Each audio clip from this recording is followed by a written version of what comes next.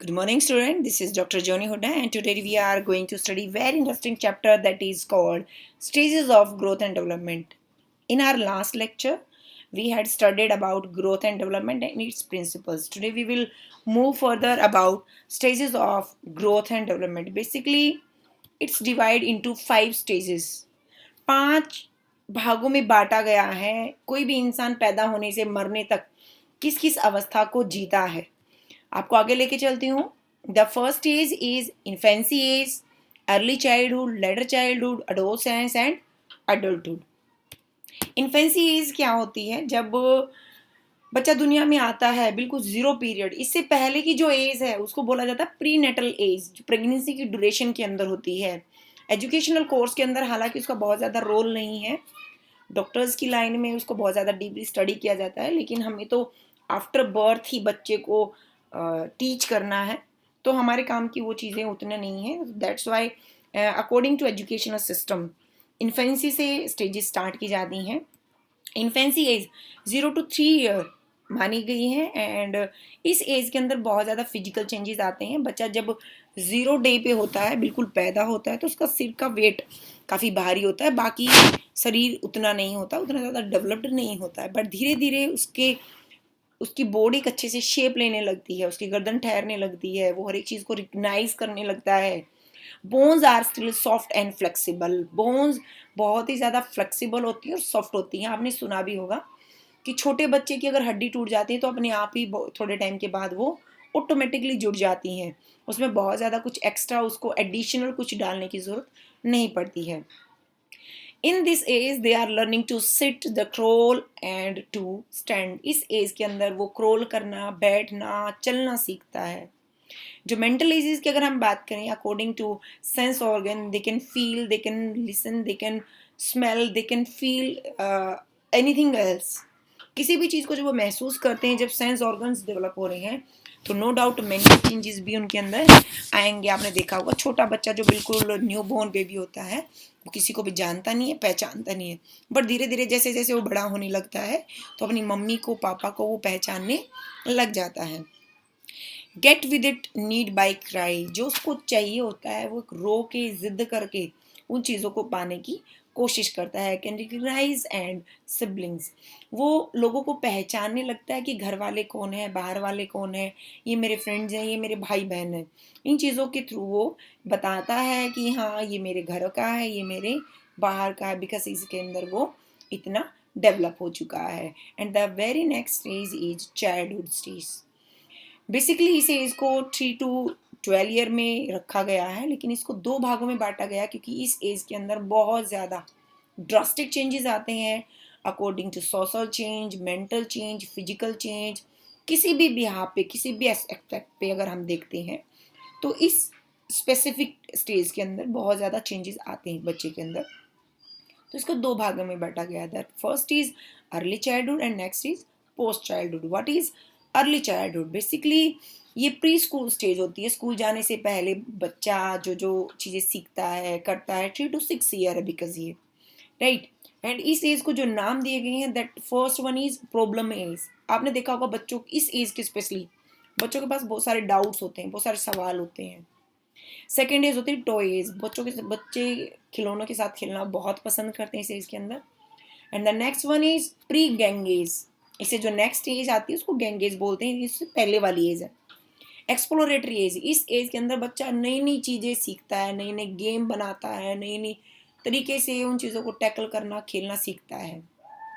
And the next one is imitation, नकल करना सीखता है वो इस एज के अंदर, एक चीज़ को कॉपी करके आगे बढ़ता है।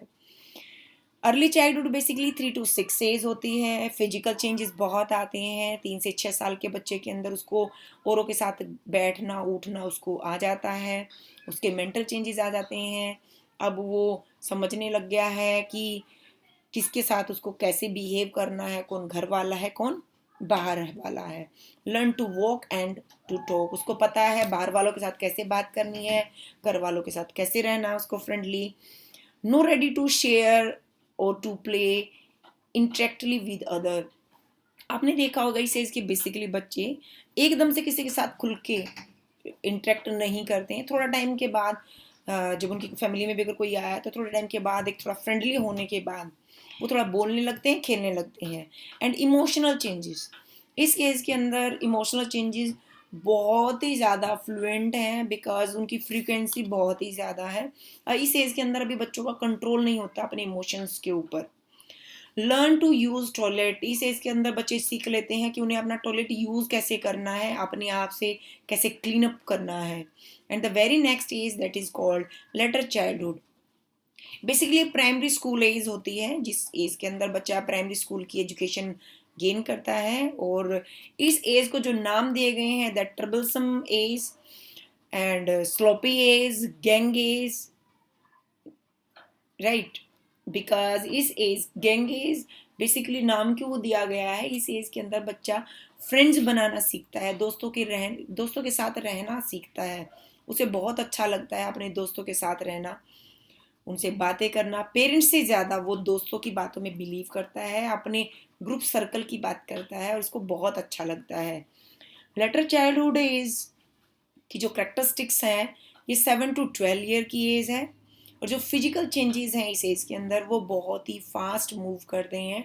बच्चे के अंदर हार्मोन्स भी चेंज हो जाते हैं इस एज के अंदर. एंड एपेटाइटेड इंक्रीज होता है, मेंटल चेंजेस आ जाते हैं. अब वो हर एक चीज़ को इंडिपेंडेंटली खुद करना चाहता है. अब उसको हर एक चीज़ बेसिकली आ जाती है करने की, किस चीज़ को उसको कैसे टैकल करना है. High level of thinking skill, वो किसी भी चीज़ के बारे में बहुत ही अच्छे से इमेजनरी एंड रियलिस्टिक बहुत अच्छे से समझ पाता है, जान पाता है. सेल्फ सेंटर्डनेस, अपने आप को आगे दिखाना चाहते हैं, अपने आप के लिए प्रेज सुनना पसंद होता है इस एज के बच्चों को. और उसके लिए वो अलग अलग इन्वेंशंस करते रहते हैं, उनको बहुत अच्छा लगता है अगर उनके बारे में कोई अच्छा बोलता है. तो इस एज के अंदर बेसिकली आपने देखा होगा लड़के लड़कों के साथ दोस्ती करते हैं, लड़कियां लड़कियों के साथ दोस्ती करती हैं. स्कूल में भी बेसिकली वो अपने सेम जेंडर के बच्चों के साथ ही बैठना पसंद करते हैं और अपने ही उसी सर्कल में से कुछ अपने अच्छे दोस्तों को चूज करने लगते हैं. And the next age is called adolescence age. Secondary school stage होती है ये. इस एज के अंदर बच्चा सेकेंडरी स्कूल के अंदर होता है. Basically adolescence age come from Latin word adolescere which means is grow to maturity. इस एज के अंदर आते आते बच्चा मेच्योर होने लगता है. एंड वो हर एक चीज़ को इंडिपेंडेंटली बहुत अच्छे से समझ पाता है, कर पाता है, डिसीजन खुद ले पाता है.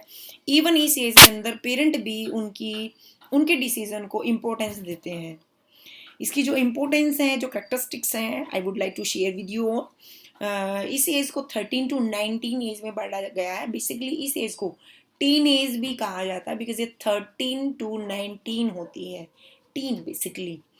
तो it's called a teen age, right. The period of gradual change from childhood to adulthood, the time of life between childhood and adulthood. adulthood से जाने से पहले जो एज आती है बचपन से समझदारी की ओर का, ये बीच का टाइम है. ये बहुत ही ज़्यादा प्रीशियस टाइम होता है. पेरेंट को इस टाइम पे बहुत ज़्यादा अपने बच्चों को सही तरीके से गाइड करने की ज़रूरत होती है. इस एज में बच्चों को बहुत ही ज़्यादा एक सही गाइड की ज़रूरत होती है, चाहे वो टीचर हो या पेरेंट हो. एंड ये बहुत ही ग्रेजुअली चेंज होता है, एकदम से बिल्कुल भी नहीं होता है, धीरे धीरे होता चला जाता है. एंड फिजिकल चेंज बहुत ज़्यादा हो रहे होते हैं. इसमें रैपिड फिजिकल ग्रोथ होती है एकदम से, जो कि बच्चे को खुद थोड़ा सा नर्वस फील भी करता है. एंड इस चीज़ को लेके बहुत ज़्यादा अगर सही तरीके से गाइड किया जाए तो वो सही दिशा में सोचेंगे. अगर गलत तरीके से अगर उसको कोई गाइड करने वाला ही ना हो तो गलत दिशा में चले जाते हैं. Body start to look more like an adult. बड़े लोगों की तरह बॉडी अब दिखने लगती है क्योंकि मेच्योरिटी की ओर चली जाती है. मेंटल चेंज, इस एज के अंदर आते आते बच्चा खुद के डिसीजन खुद लेना चाहता है, सजेशन लेता है, लेकिन वो करता वो है जो उसको अच्छा लगता है. अब वो इस लायक हो गया है कि वो हर एक चीज़ को अपने आप से डिसाइड करके चूज करके चल सके. और being to question oneself, अपने आप से ही खुद वो सवाल पूछते हैं, अपने आप से ही वो आंसर्स ढूंढ लेते हैं उन चीज़ों के सजेशंस के थ्रू.